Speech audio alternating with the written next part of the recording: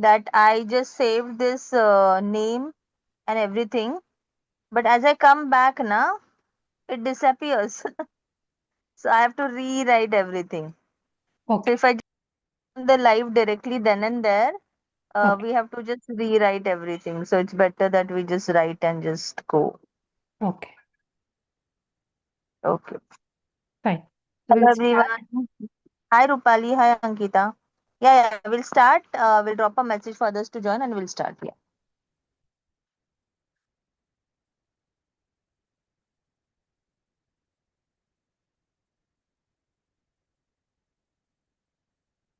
Yeah. So we resume our reading of chapter 12. So it is more on the implementation part of the system, which is the 12-week year. So far we have seen that this system involves that we plan for a 12-week period. There are three core foundational principles here, which is accountability, commitment, and greatness in the moment. So this was discussed last time, and also we had seen that as disciplines we'll have to follow these five things: vision, planning, process control, measurement, and time use. So given this foundational principles and disciplines, we now go further into understanding how to execute this system and implement that basically. Yeah. So the emotional cycle of change. To apply the 12-week year will require change, and change is uncomfortable. It's helpful to understand the process we go through emotionally when faced with challenge, so we won't be derailed by it. Whenever we decide to make a change in our lives, we experience an emotional roller coaster. Psychologists Don Kelly and Daryl Conner describe this phenomena as in a paper called The Emotional Cycle of Change. Kelly and Conner's Emotional Cycle of Change, ECOC, includes 5 stages of emotional experience, which we will explore here, with slight modification based on our experience. Regardless of the change you choose to make, you will experience this cycle. You can plot new relationships, new purchases, new jobs, and new neighborhoods on the ECOC. And it's always the same. Sometimes the highs are higher and sometimes the lows are lower. Sometimes the cycle is shorter and other times it's longer. But in all cases, you will experience this cycle when you decide to change, make a change in your life. Figure 12.1. The emotional cycle of change that we use is adapted from Kelly's or Conner's model of change cycles based upon interaction with our clients implementing the 12-week year. So phase 1, uniformed optimism. Phase 2, informed pessimism. Phase 3, value of despair. Then phase 4, informed optimism. And phase 5, success and fulfillment. These are 5 stages that people move through emotionally when changing their behavior. First is uninformed optimism. Second is informed pessimism. Third is value of despair. Fourth is informed optimism. And fifth is success and fulfillment. The first stage of change is most often exciting as we imagine all of the benefits and have not yet experienced any of the costs. Our emotions are driven by our uninformed optimism, which is in the positive emotional area of the graph. You see all the benefits of the change and none of the downside. So this stage is fun.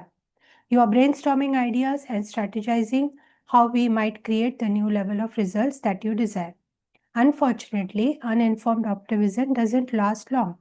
As you learn more about the reality of what it takes to change, positive emotions can quickly soar.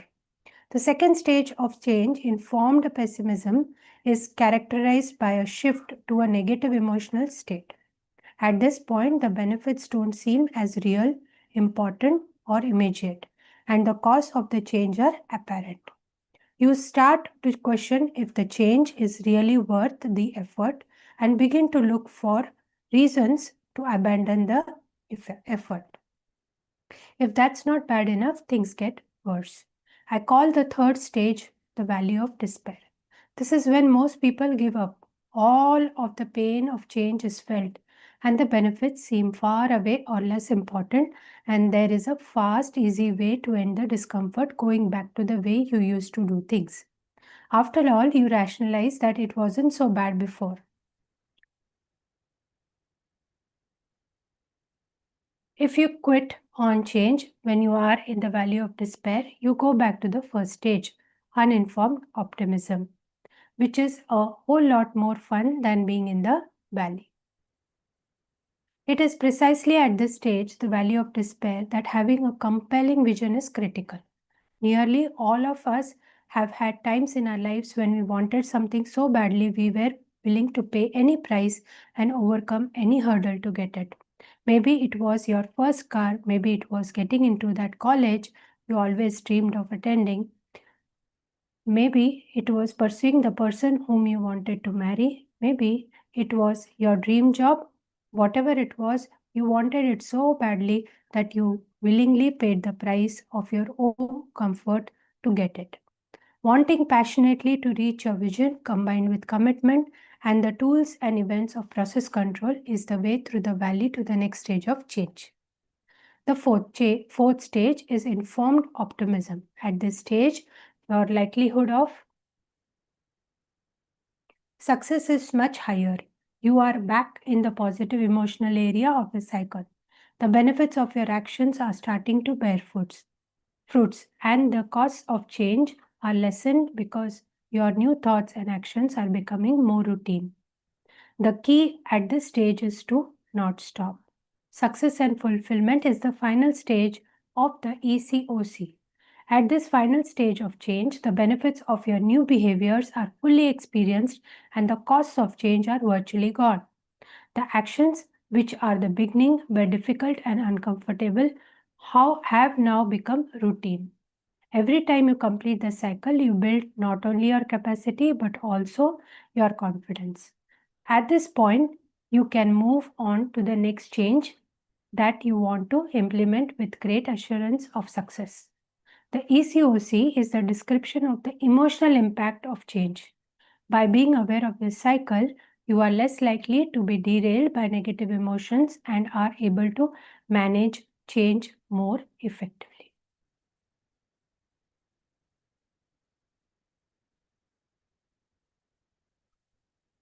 Closed system. The 12-week year is a closed system in that it contains everything you need to succeed. In our 2-day workshop, we have the participant list everything it takes to excel. Then we list all those items on a flip chart. Typically, there are more than 20 and the list fills 1 to 2 large sheets of paper. When you go through each item, every one of them is represented in these disciplines and principles. That is why if you apply the 12-week year fully as a complete system, you can't help but improve. The challenge is that not everyone applies it as a system. Often people will apply some of the elements and not apply others. Like any system, the whole is exponentially greater than the sum of the parts. Apply and leverage any one of the disciplines or principles and you will gain from it. But the real breakthrough comes when all of them are applied in their entirety. When applied in this way, the 12-week year becomes a self-correcting system that creates a breadcrumb trail that allows you to pinpoint any breakdowns and take corrective action on a timely basis. It is a deliberate practice system that is designed for continuous improvement. In addition to being a closed system, the 12-week year also facilitates change. When you install the 12-week year as your operating system, it makes subsequent change easier. Let's use a computer as an analogy. You can have the best software money can buy, but if your operating system is not working, those programs are worthless. We have all experienced this from time to time when the printer won't print, the document won't open, or your computer is frozen. When you install the 12-week year as your operating system, it leverages your other business systems. For instance, most companies have systems for marketing, sales, product, service, technology, and other business processes. Without a system for execution, we tend to hang on to our existing systems because that is what is familiar and predictable, especially when we are faced with change. When the 12-week year is your operating system, it supports all your other business systems. So when change comes, and it will, you do not experience a upheaval, massive upheaval. Instead, you can easily incorporate new systems like plug and play software. Figure 12.2, the 12-week year is not bolted on top of everything else you have to do. In order for it to work in the long term, it must become the system you use to get everything else done. It must become your execution system. So 12-week year execution system does not change. What changes over time is products and services, technology, sales and marketing. That is the different aspects or different goals, I would say. People need stability. We need some things to remain the same. The 12-week year as an operating system stays the same. It provides a consistent platform to implement corporate initiatives and change efforts without the chaos that usually accompanies change. For an individual, it functions as a daily foundation that doesn't change. The 12-week year is not one more thing you do. It is how you get things done. In the following chapter, we will take a deep dive into the disciplines and principles of the 12-week year. We will provide you with even greater insight as well as tools and exercises you can use to effectively apply and leverage these fundamentals to achieve more in 12 weeks than most do in 12 months.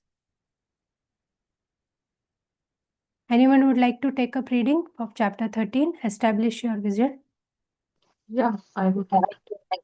Okay, so Rita, you're reading?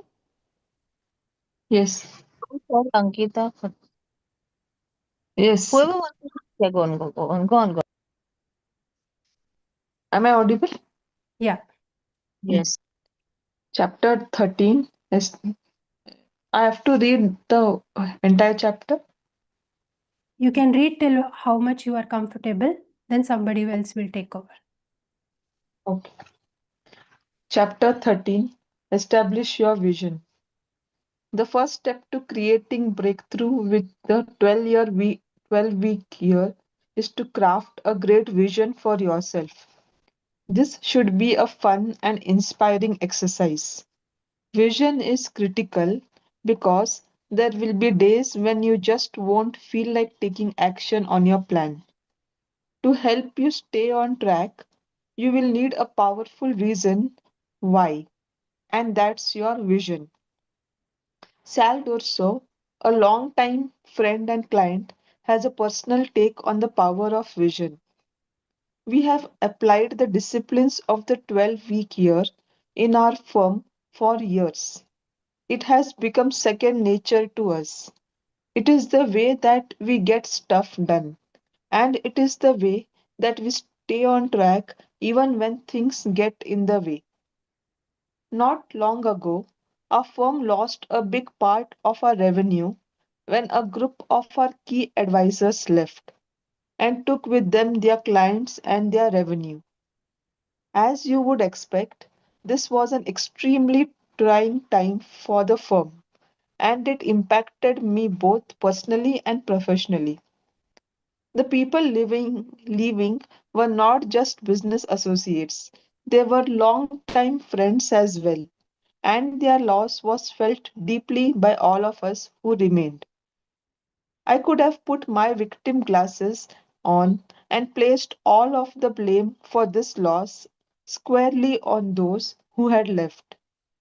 Okay, looking back, there are there may have been at least a couple of days that I had a why me attitude.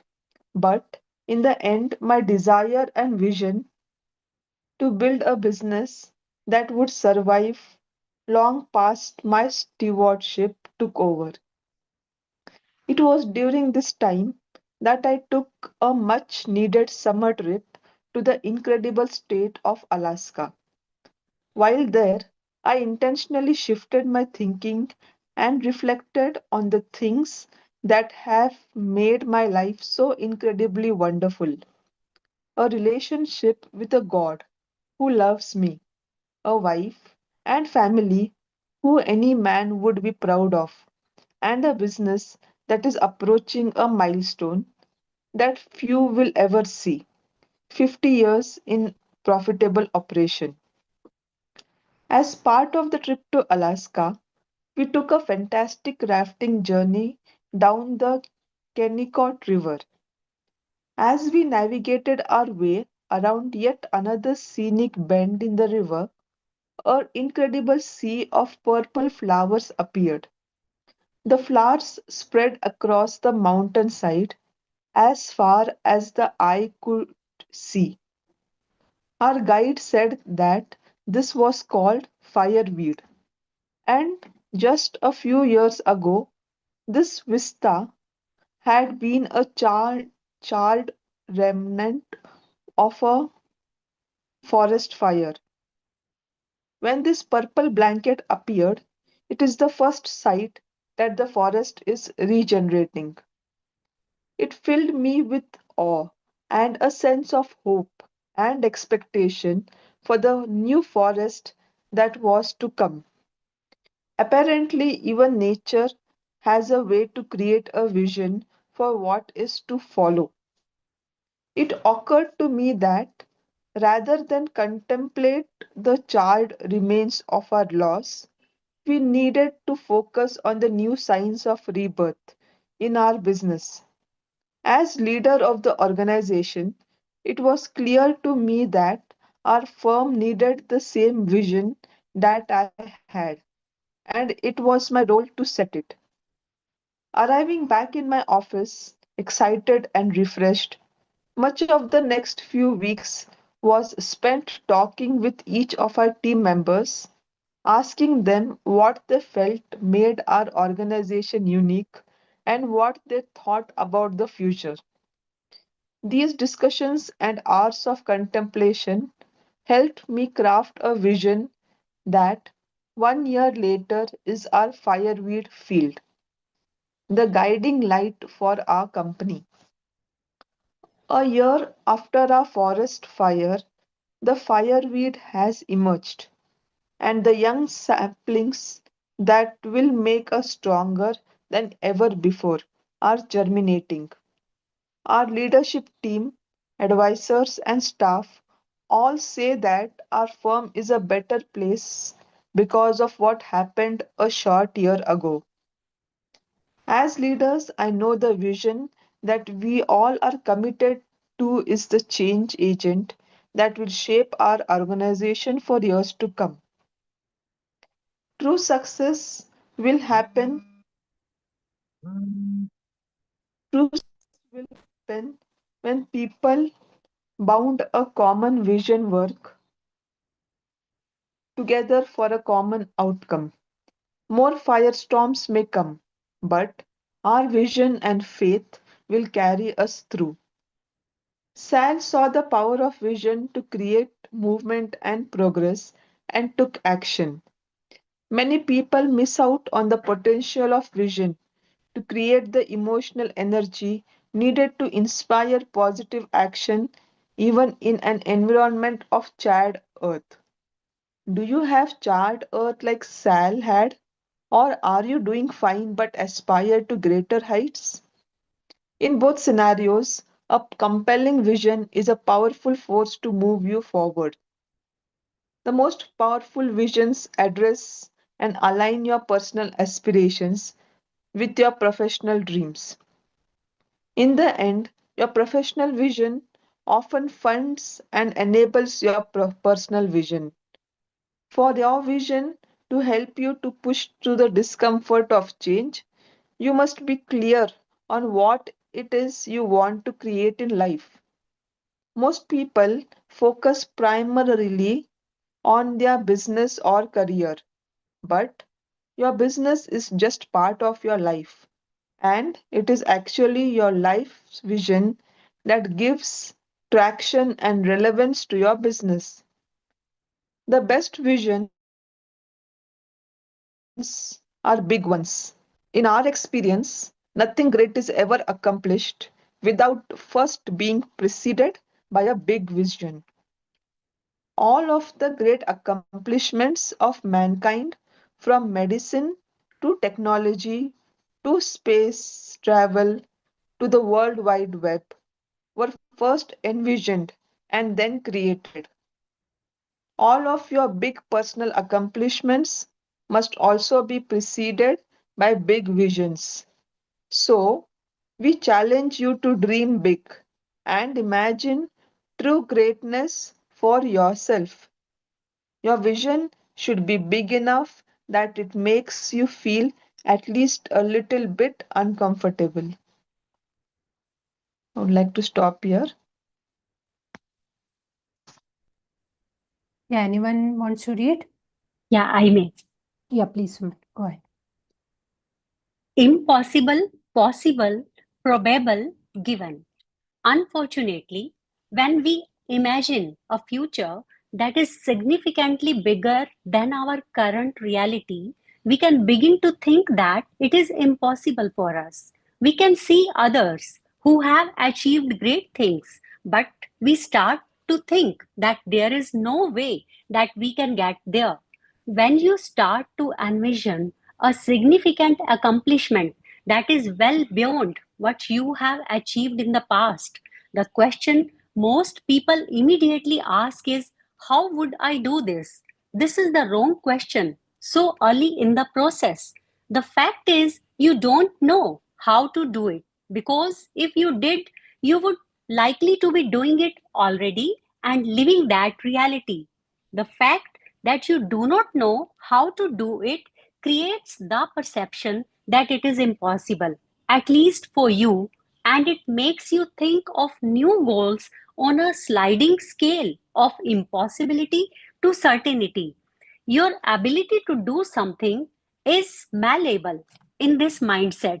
The problem is that if you think something is impossible, you will never attain it. Henry Ford said, if you think you can or think you can't, you are right. The first step then to reaching your biggest dream is to shift from impossible thinking to possible thinking. You do this not by asking how, but by asking what if. What would be different for you, your family, your friends, your team, your clients, and your community?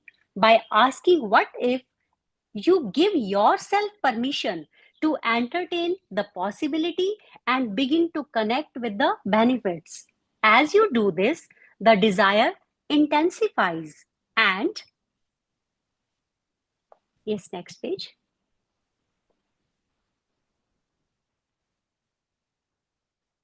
And the door on your future cracks open just a fraction, but enough so you automatically begin to shift from impossible to possible thinking. Once you see your vision as possible, then you begin the shift from possible to the next level, probable. You make this shift by asking the question that we avoided earlier: how might I? How is not a bad question. In fact, it is a perfectly good question. But the timing is critical. Ask it too early and it shuts down the whole process. But once you see your vision is as possible, the question of how is an essential one. If the question of what if is the visioning question, then the question of how is the planning question. The final shift needed in your thinking to create an effective vision is to move from probable to given. Thus, this shift happens naturally as you begin to implement the planned actions. Given is a powerful state of mind where any question of doubt is gone, and mentally you are already standing in the end results.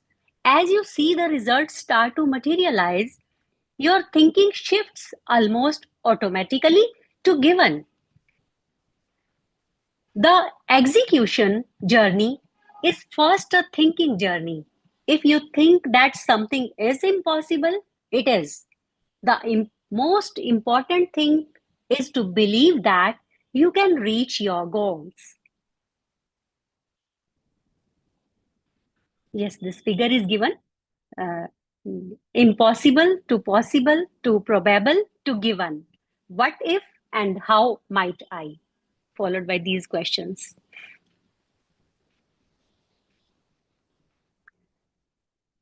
Crafting your vision. The best visions balance your personal and professional lives. Typically, your passion comes from your personal vision, and passion is the energy source that helps you push through the pain of change and the valley of despair. If you are going to create breakthrough and reach your next level, you will need to move through the fear, uncertainty, and discomfort of the valley of despair. It is your personal vision that keeps you in the game when things become difficult.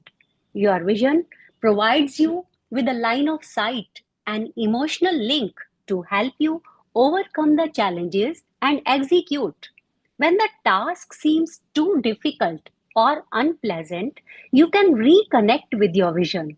It is this emotional connection that will provide you with the inner strength to forge ahead in spite of any difficulties, enabling you to achieve your dreams and desires.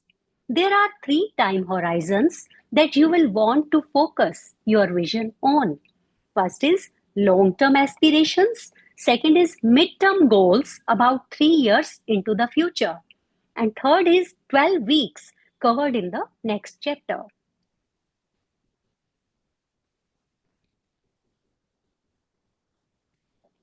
Aspirational vision. So let's start with the long term aspirational vision. In formulating your vision, you must let your mind expand to imagine and even embrace the possibilities that often get pushed aside in our daily lives as being not immediate enough to command our attention, impractical, or too audacious to even consider, let alone pursue. Take a few minutes right now and think about all of the things that you want to have, do, or be in your life. What is most important to you physically, spiritually, mentally, relationally, financially, professionally, and personally? How much time freedom do you want? What income do you desire? Write everything you can think of on a sheet of paper. Leave nothing off the page. Now, take the items from your page that you connect with emotionally and construct a vision for your life 5, 10, 15 years into the future. Be bold, be courageous. Create a life vision that inspires you and fulfills your purpose. There are no right or wrong answers. This is the life you deeply desire. Aspirational vision. 3 year vision. Now that we have got you thinking about the possibilities in your life, let's get specific. Based on your long term vision, what do you want to create over the next 3 years? Describe in as much detail as possible what a great personal and professional life would look like 3 years from today. The more specific you are at this stage, the easier it will be to create your 12 weeks goal and your plan.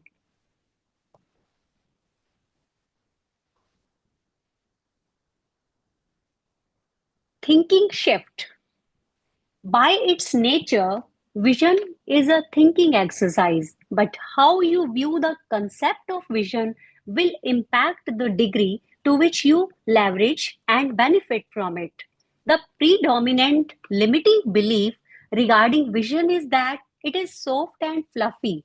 insignificant in the success equation and the attainment of results. As you now know, that is not the case. Vision, when engaged properly, is the ignition switch, the power source of high performance. It is the all important why behind the things you do. When viewed in this light, vision has the power to enable one to confront and conquer fears, take bold, consistent action, and live a life of significance. The shift in thinking from seeing vision as fluff to seeing it as the mother of all antecedents is a fundamental shift in thinking that will pay huge dividends. When you understand the true power of vision, you will want to spend more time connecting with your own vision to begin to free yourself from the self imposed limitations that have held you back. Vision is the starting point of all high performance.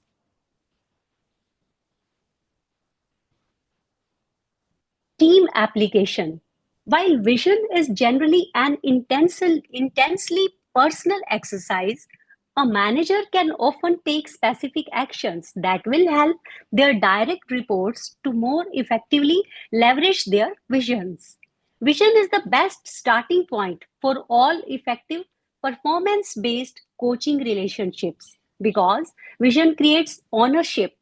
If your direct reports take ownership of their visions, it will be much easier to help them to own their goals and plan tactics as well. This is a critical step because without it, the goals and plans they develop will be yours, not theirs. Review the vision of your team in individual one on one sessions. Ask permissions to review their professional visions with them. Dig into why the business vision they have is important to them. Explore what achieving their business goals enables in their personal lives. Inquire about the level of ownership and emotional connection they have for their vision. Questions that uncover the degree of ownership. Why are the elements of your vision important to you? What will you be able to do if you reach your vision that you cannot do now? What will be different for you, your family, your friends, your peers, your clients, your community if you reach that goal? Are you willing to commit to the actions needed to reach your vision? Who have you shared your vision with? How often have you looked at your vision since you wrote it? What actions do you have to take to make progress on your vision and reach your 12-week goal? What risks or barriers exist that may get in the way of you reaching your vision and goals? How can I best support and help you achieve your goals and vision? Once they have clear ownership of their visions, the next step is to help them build an action plan to achieve them. The how to section on 12-week planning in chapter 14 will help you to assist with that step. When you conduct individual coaching sessions with your direct reports, and we encourage you to do these at least monthly. Start the conversations with their vision.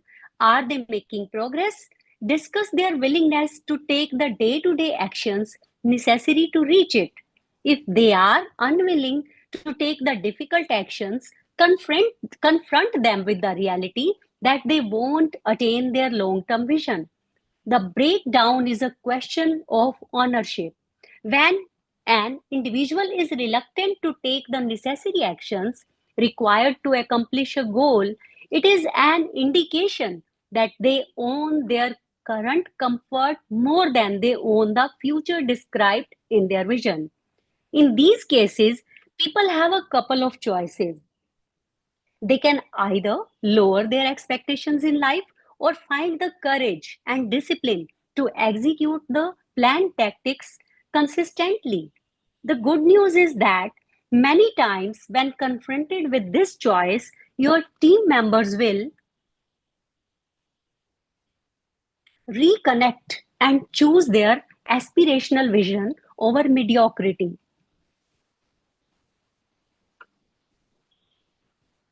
Yes, anybody wants to read? Or should I go ahead? I'm there. Yeah, please. Rupali has written her name already. Yeah. Rupali, you can take it. My voice is clear today? Yes. Yes, okay. Team visions. As a leader, it's important that you establish a team vision for your company, division, or group. We are not talking about a vision statement that is worded just so and framed and hung on the wall. The team vision is similar to the individual vision in that it describes the destination at a fixed point in the future. As a group, you will want to put some stakes in the ground with regard to what matters most. This is best accomplished by having each team member first work through their individual visions, then come together as a group to create a common team vision. When creating the team vision, you will want to apply many of the same dynamics used in creating your personal visions. Start with the long term by Your having voice is breaking, I guess, Rupali. You're not breaking. clearly audible.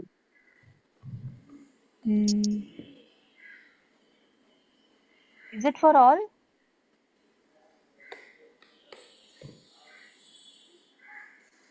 No, See, I could hear properly, but there were just there's some crows and birds. There's some background noise, but Okay, okay, okay. we can Sorry. hear Maybe it.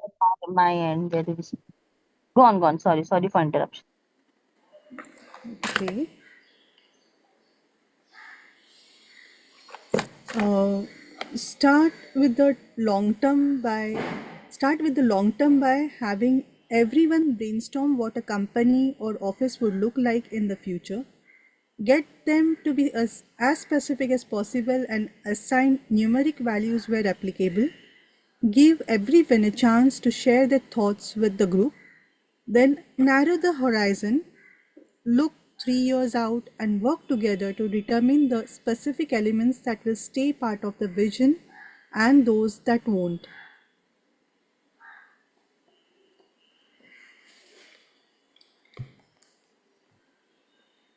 Common pitfalls and success tips. Pitfall 1. You don't take the power of vision seriously. Some people, especially type A people, think that vision is fluff. Those who think about vision this way tend to leap past the question of purpose and dive into action.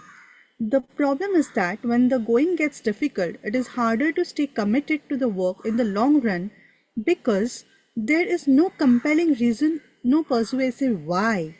The behaviors associated with this pitfall are not keeping your vision in front of you, not aligning your plans with it, and not remembering what is in it. Pitfall 2. The vision isn't meaningful to you. Sometimes we are superficial in crafting our vision. We capture what we think we want, what we think we are supposed to want, rather than capturing what is meaningful to us. Visioning takes time. Keep working on it until you have something that connects emotionally. Pitfall 3. Your vision is too small. A small vision doesn't call on our best efforts. We don't have to reach and we don't sacrifice our comfort. A small vision might be achievable, but we leave our best undelivered. To be more effective, your vision should make you feel uncomfortable and challenge you to do things differently and do different things. Pitfall 4. You don't connect your vision to your daily actions. Each day, each day is an opportunity to either make progress on your vision or trade water. If you work from a plan that is aligned with your vision, you can be sure that you are acting on the most important things every day. You have crafted your vision and checked to avoid making those common mistakes. Now, here are 3 important action steps to take to make your vision even more powerful for you. Success tip 1: share it with others. Sharing your vision increases your commitment to it. When you tell someone else what you want in life, you feel more responsibility to act. Success tip 2: stay in touch with your vision. Print it out and keep it with you. Review it each morning and update it every time that you discover ways to make it more vivid and meaningful to you. Success tip 3: live with intention. At the end of each day, take a few minutes to reflect on the progress that you made today. Did it move you forward, or was it filled with activity that wasn't related to your vision? Resolve to be intentional in your actions to make progress on your vision. What action will you take? What action will you take tomorrow?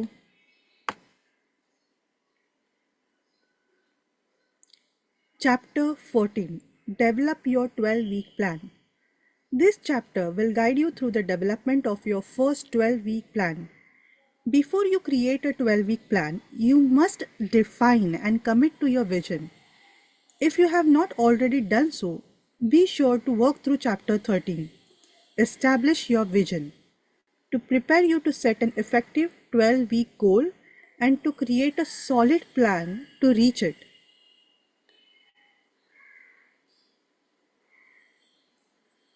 Planning is beneficial. Unless your job is mostly reactionary in nature, it's hard to argue against the value of planning. Planning enables you to allocate your time and resources to your highest value opportunities. It increases your odds of successfully hitting your goals. It helps you to coordinate your team, and it creates a competitive advantage. In spite of the proven benefits of working from a plan, not everyone does so. One reason for this is that many people have a bias for taking action. While an action bias can be a good thing, it can also get in the way of effective execution. We can get impatient and want to get on with things too quickly. An effective plan takes time to create, and it requires some hard work. It may seem counterintuitive, but by taking time to plan upfront, the overall time and effort to complete a task can be significantly reduced. Another reason that many people don't work from a plan is that they have a belief that goes something like, I already know what I need to do, so I don't need a plan to get it done. On the surface, this may seem reasonable, but unfortunately, there is almost always a gap between what people know and what they do. For example, many people want to get into better physical shape, and virtually all of them know that it takes a healthy diet and exercise. But sadly, most people don't ever become more fit. That's because simply knowing what to do just isn't enough. The world is noisy, the unexpected happens, distractions arise, our innate desire for comfort tugs at us, and we lose focus on the things that we know we should do. That's why to increase your odds of success, one of the most powerful things you can do is to create and work from a written plan. 12-week planning isn't just valuable for business. A well-written plan can positively impact almost any area of your life. J.K. McAndrews tells this short story about his son and the 12-week year. My son Kevin is a senior at LSU, and a couple of years ago, he was really struggling with balancing his time between school, fraternity, and his job with the football team. Over Christmas break that year, I taught him the basic principles of the 12-year plan, and beginning with the next semester, he developed clearly defined goals with strategies and tactics to support them. Since then, he sends me a weekly plan every Sunday night and even added his own wrinkle by finding an inspirational quote that will motivate him for that particular week. His grades have improved, and more importantly, he has had better focus on his goals, is more organized, and has definitely come to understand the term greatness in the moment.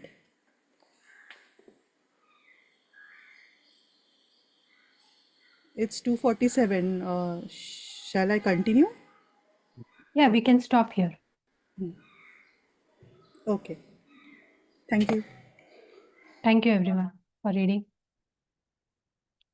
Yeah, so let's reflect back what we read. Let's also reflect back what we are not currently doing and what we can do, and what are the key takeaways today in the reading that we had. Yeah, please. Who wants to start the discussion?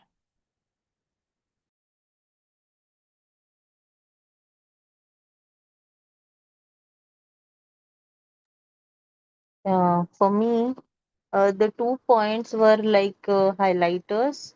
So for the whole reading today. So one is obviously the importance of vision and that stepwise chart where is shown, right? Like how we become.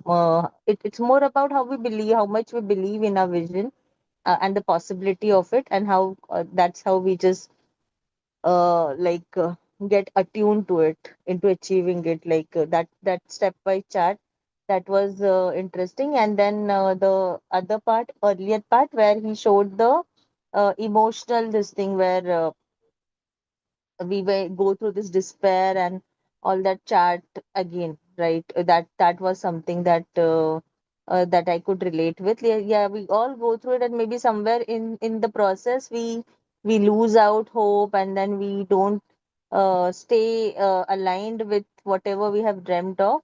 So these things just caught my attention, so to reflect on. Yeah, what is it called? Emotional state, and there is some name to it, right? Emotional cycle of change. Yeah, yeah, that this one. Yeah, very true. So yeah, this is the two things that are like the takeaways from me today. So yeah, that's what I wanted to share. Anyone else? Go on. Yeah, for me also, it was the emotional cycle of change as well as the four stages of getting to the given: impossible, possible, probable, and given. So that was there. One more thing that made a mark on or realization for me is, even though I have chalked out a broader vision for myself, that breaking down has not ever been done diligently to the weekly, daily level. So I have a broad chart. I have that, okay, in this month, I need to do that, but I've never sat and broken down it to the letter, to that minutest level of a day or a hourly basis, because every day comes with something new that needs to be achieved. And I've always gone by this, that this is going to take me one step further to what I am doing. Maybe not through the straight way, through a curvature. And I have been fine with that, that this is a learning process that I need to do.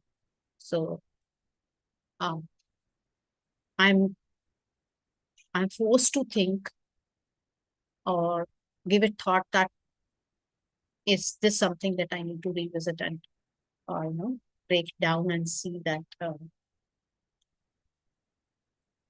I need to sit at the drawing board again and work on the daily basis, on a daily plan, and chalk it out that, okay, this is something that is what is required to be done, minimum that is required to be done, apart from whatever else I'm planning. So yeah, that is what has made me think, or and has held meaningful from today's reading.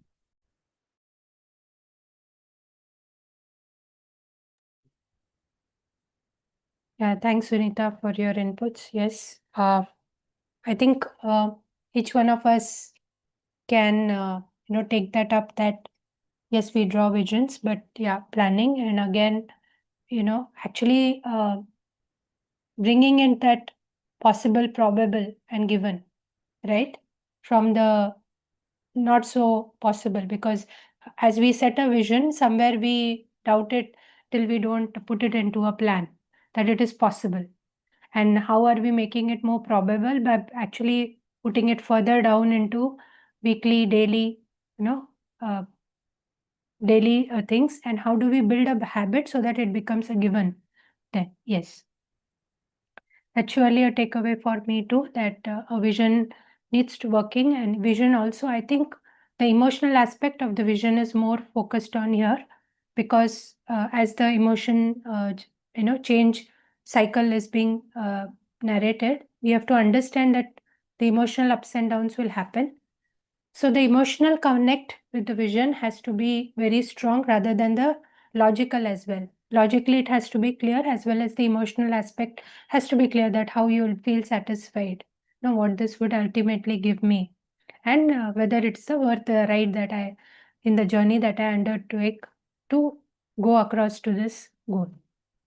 Anyone else has anything else to add here? Yeah, Sumit. Yeah. The writer truly emphasizes the need to craft a vision. It's very necessary, because many times in life we are basically, it helps us to stay on track. When we are not motivated to take the action step, then through looking at our vision or visualizing the vision, we may again get back to our track.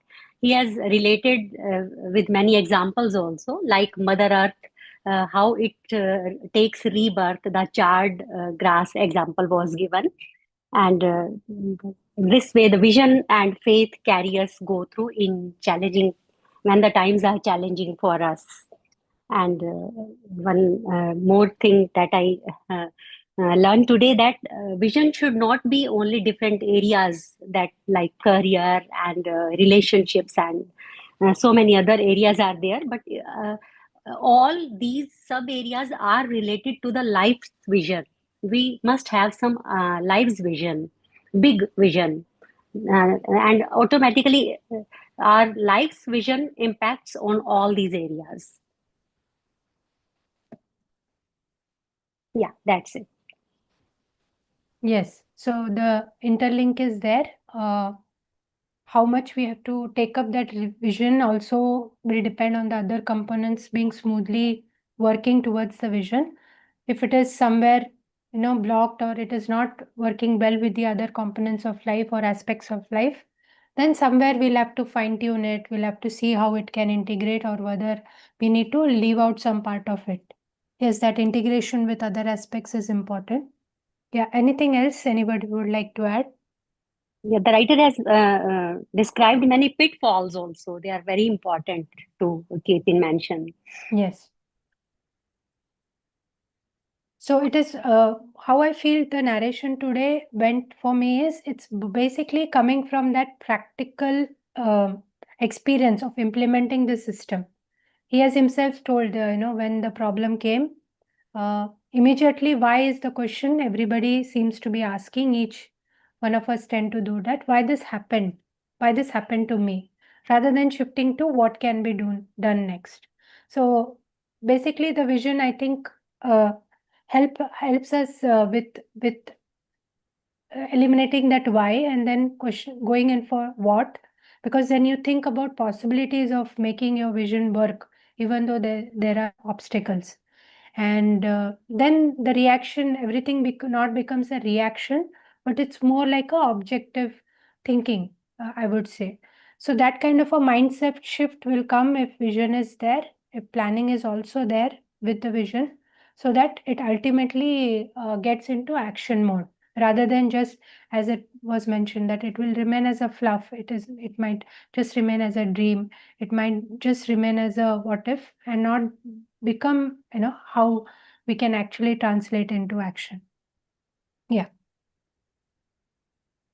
And the difference between knowing and actually doing it, yeah, we'll have to clarify a lot of things, and the process itself evolves.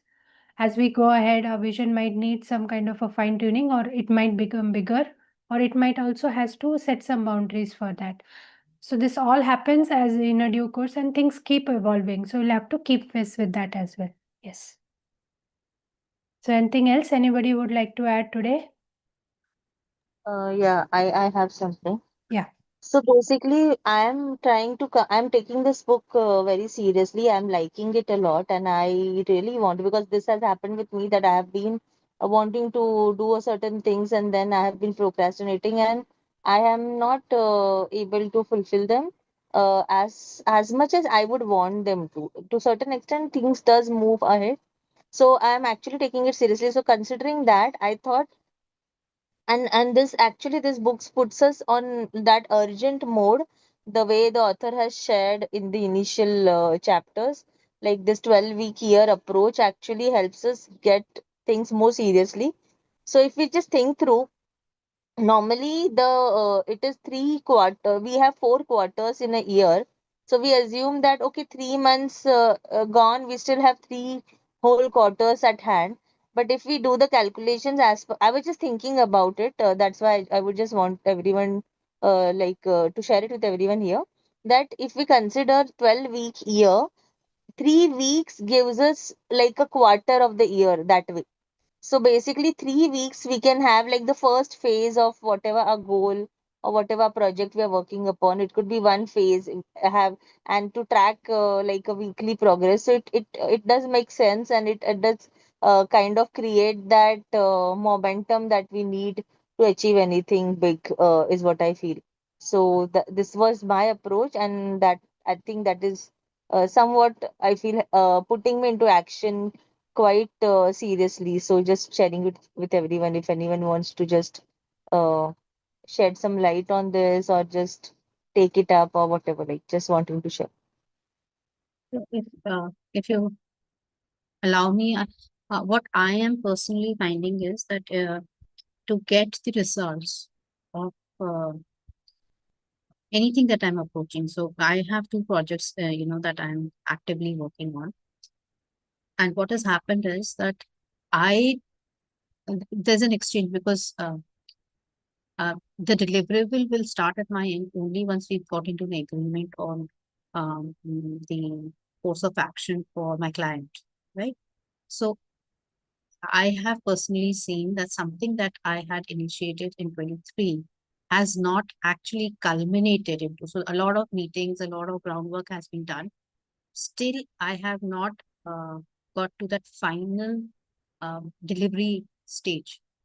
So some changes or something, some new amendment or a new way aspect has been brought into, okay, let's just do it from this angle or incorporate this as well.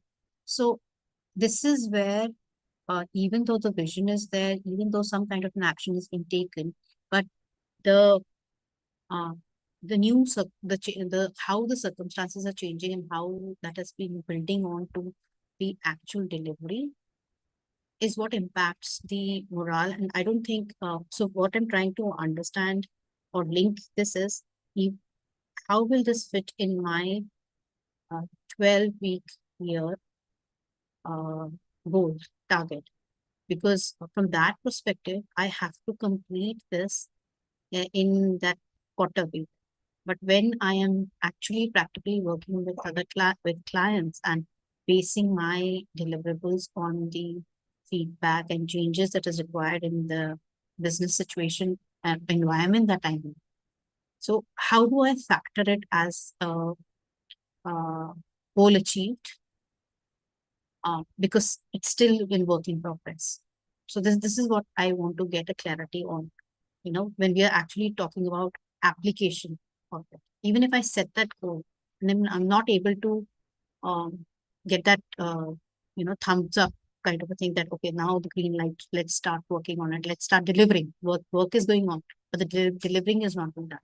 So then how do you work that out in this vision and application aspect of it, and mapping it and measuring?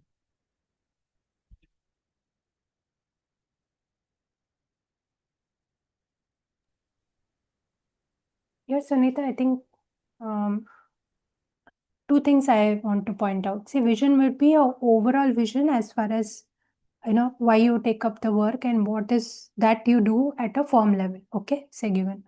Now at a department level, there will be some work that will be coming up. Yeah.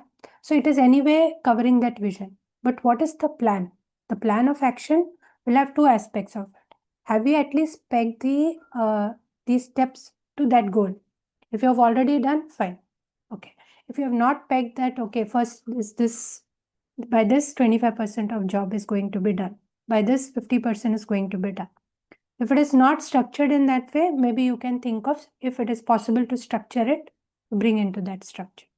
If not, then relook as the way we can arrange that work in kind of a plan, right? Second, there might be something within our control and there will be something which we can expect, but it is out of our control. Like certain expected changes by this month and by this quarter. And then we can, but there will be some changes maybe in the law and the taxes and all that, which is unexpected as well. We can't preempt because they are sudden, right? And there are certain things which is out of our control, because if we are asking the client for information, the client is not readily giving within the timelines. That I think what helps here is first we plan it out that by this time, ideally, if I have to keep up with my, labor effectiveness, my time effectiveness and cost effectiveness, this project should not take more than this time. Rather than having this mota aim, jot it down to actually how many weeks we have to bring it, right? So maybe if it is a longer work for you, you can't shrink it to 12 weeks maybe. But if it's like a ongoing assignment, then you can see whether, you can put it into chunks like, 2 weeks or 5 weeks, and those chunks, if based on your delivery. Say for example, every quarter you are delivering something, so it has to go into that, see whether that 3-month chunk is regularized, and then repeat it over the next 3 months ka. But I think here also you'll have to introspect where the project is getting stuck, right? What has to be done versus what is not being done, or where are we stuck? Then actually you can take a feedback from there, how best you can plan for the next. But initially it might actually be because I understand, many projects are, you can't plan it in so detail, but at the same time you'll have to deliver some things, right? So at least try to frame the plan in better manner, convey it to the client, see, take at least a midway, and then work out in that way. I think that might help, because we also faced a lot of uncertain work coming in and managing it. Till billing, it used to overrun the estimated time that we used to do. But there were systems that work if you put a timeline and a kind of quarterly delivery, monthly delivery, and then you accordingly negotiate the billing as well. See if this helps, or others also can contribute.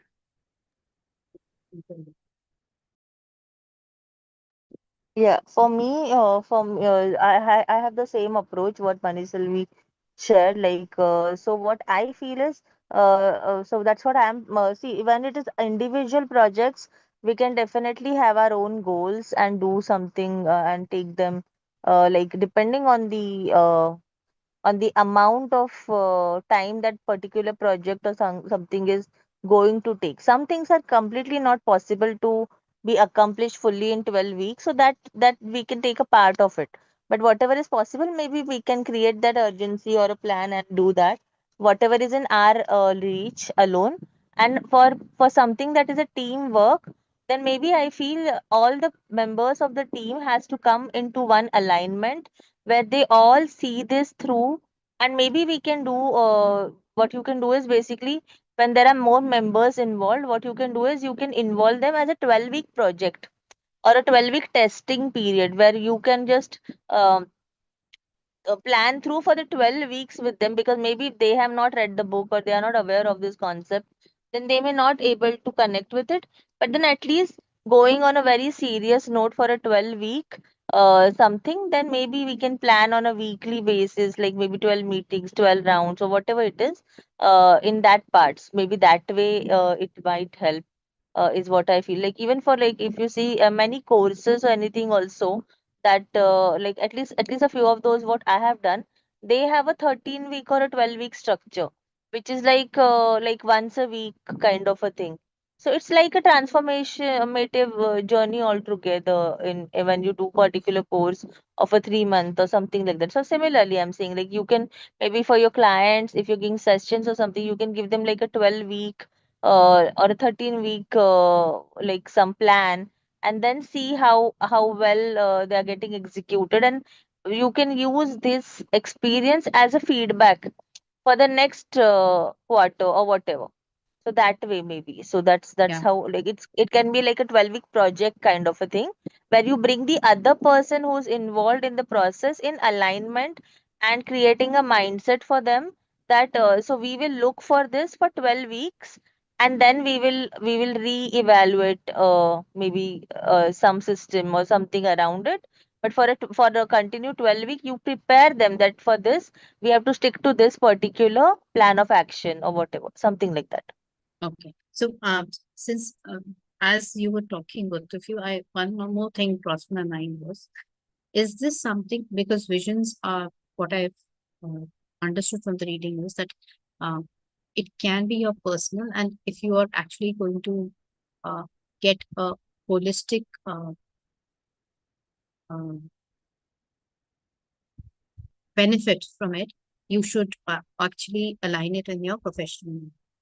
So, can for me personally, would it make sense if I leave my professional angle of it from the 12 week year and just concentrate on my personal goals rather than working on the once I've got the results that I want in my 12 week year plan for the personal end of it, then maybe next would, would be that how do I now take it for my work and manage that. So is that a uh, practical or way of looking at it, or you to incorporate this in my way of living? Does that make sense, or should it be done for both of these things, your professional as well as your personal? No, it depends, right? Like depends on where you are right now. Like, are you already on some project or doing something already? Then maybe you can align that with your personal this thing. If you are yet to start something, and if it's not that urgent that it can be pushed away for the next 12 weeks or whatever, then maybe you can just try it out yourself, and then you can create a system as you tried for yourself, and then you can introduce to others. If you're not already in the process of working with something, or with someone on a project or something, you can always do that, because that is when something comes from our own experience, that adds to a lot of conviction, right? When we want to do it with others, and what when we want others to be involved, we can help them through, because we have gone through the journey, we have understood the things that can hold us back, or what happens, how it goes. Rather than a theory, it's a practical experience that gets added to it. If that's possible, and if you can afford to do that, and you have a luxury to do that, you can definitely go that way. So you can focus on yourself, but it need not be like a compulsion, I feel. So if you're already in the middle of something, you can just give that a tweak, and you, as the author initially mentioned, right? Like you should first have a personal vision, because that drives us, and then you can align it with your professional this thing also, and you can try to do that simultaneously, so that both the things, it's like a win-win for both the areas, like even on your personal front as well as the professional front. Because as such, we are not it's not like we actually can divide our life like this. Somewhere there is an overlap, somewhere we are doing things parallelly, and things are going on simultaneously in our life, right? So we cannot like work on, yeah, obviously we can focus on one area more, for a while. So if that's possible and completely manageable, then yeah, it's always good to focus on one thing. And because 12 weeks is just like 3 months, that's not a big deal, right? Like if something can be pushed ahead after that, nothing like it. Just concentrate on something and then go focus your attention on the other thing. And if it is not like something that can be pushed that far, then instead of forcing it out of the current whatever scenario is, you can just try to align it with whatever you're like. It depends on uh, how it works. Like I don't know, like I'm just Maniselvi or Suman, you can share your perspective. This is like my perspective, so may be relevant, may not be, depending on your practical situation, Sunita. But just sharing my this thing thoughts on it. Yeah, thank you. That only, it's just that I'm thinking on one line, and I'm just wanting to get your thoughts on how practically workable that is, right? So to get a sense of clarity as to whether I'm on the right track or my thinking is on the right track. So thank you so much. Yeah, as Mansi said, don't juggle too much balls if you can't manage it. I would say take 1 month step, right? And which is practically possible. See, because I'll tell you what happens is we can have very great plans, but it needs refinement, and also our action and emotions and thoughts have to align to a process.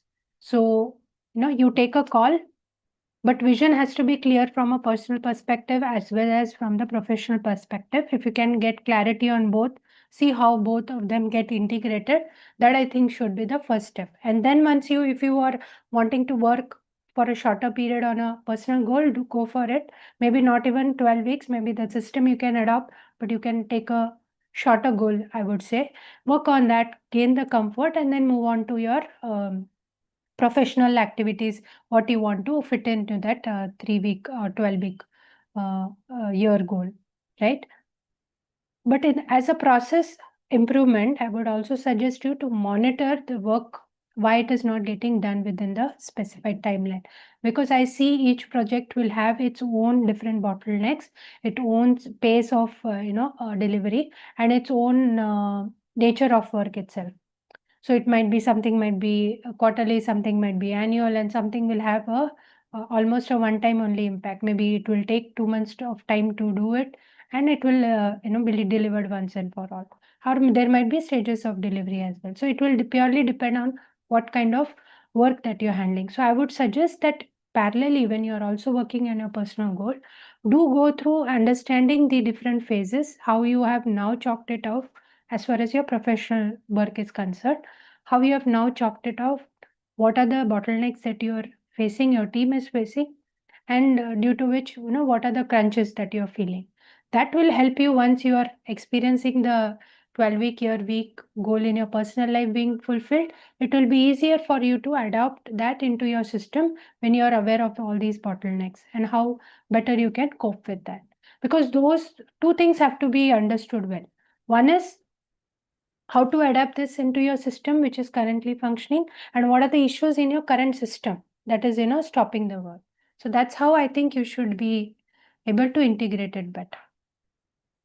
And when you integrate, also go stepwise, because your team has to equip, your things have to be falling in place. You can't make drastic changes as well as the professional front is there. Professionally, still you have that option open. So I think that should you should be able to step by step apply that, and just focus on application. Don't double think, even if don't wait for the perfect picture, just go one step by step and just move on ahead. Yeah, so all Yeah, the best thank with you. that.